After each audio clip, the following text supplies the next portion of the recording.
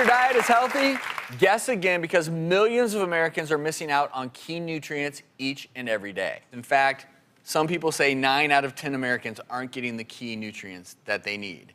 And a few top nutrients we're going to talk about today: calcium, vitamin D, potassium, as well as fiber. Those are 4 key ingredients. Fiber's a big one. And the first 3 of those, we're going to talk about those are found in milk as well as a lot of other items. And we need to focus on these to make sure we're getting the appropriate nutrients.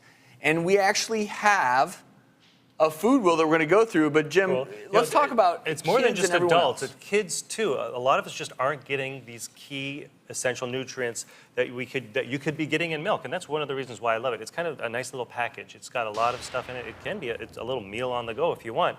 And you know, a lot of kids drink the milk, but at around age 9, people kind of stop drinking as much milk as you really should. And you know, most adults only get about 1 serving a day, where you really should be getting about 2 to 3 each day. Right, and milk is actually one of the original superfoods when we talk about superfoods, because it's one of the best sources of calcium, vitamin D, and potassiums in the American diet. So it's huge. I want to go through a food wheel because we're going to take a look at some different ways to incorporate some of these key nutrients. And let's start with calcium. And calcium can be found in dark green leafy vegetables, much like spinach here. You talked about it being found in milk as well. Why is calcium important? Well, it's important for growth, maintenance, as well as reproduction of the human body. It's important for your heart and also important to help prevent osteoporosis. And we've all heard about that, but that doesn't always mean that we're getting enough calcium in our diets. We've got to think about this. And another key nutrient as we move along our food wheel, we talked about this just a minute ago, is potassium. Bananas are an excellent source of potassium. Lots of fruits are a good source of potassium. Yes, and potassium is essential to the functioning of the cells, the tissues, organs. It's absolutely major in the functioning of muscles. So it's really, really important part of our diet. And this is one we've been talking about so much recently on the show and in the world of medicine. And it's actually found in our next food on the food wheel, and that is vitamin D.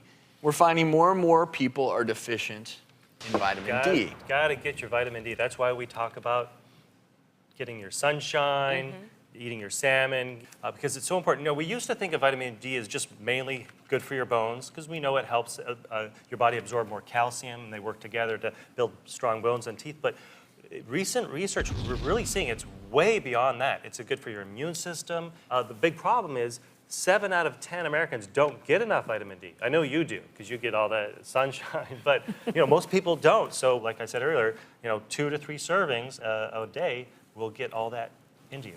I'm going to give you some simple tips of how to add milk to your diet with those 9 key nutrients that we're talking about. Low-fat milk obviously is much, much better for you. Start off with just adding a simple glass of milk, of low-fat milk a day. But other ways that you can get that all-important source of milk, it has all those great things we just discussed. Put it in your cereal is a great way to go. Make your scrambled eggs, add a little bit of low-fat milk. And another great way to go is make yourself a smoothie. Low-fat milk, some fruit. Those are all great ways to add milk to your diet, get those key ingredients. So, cheers, docs. Cheers. All right.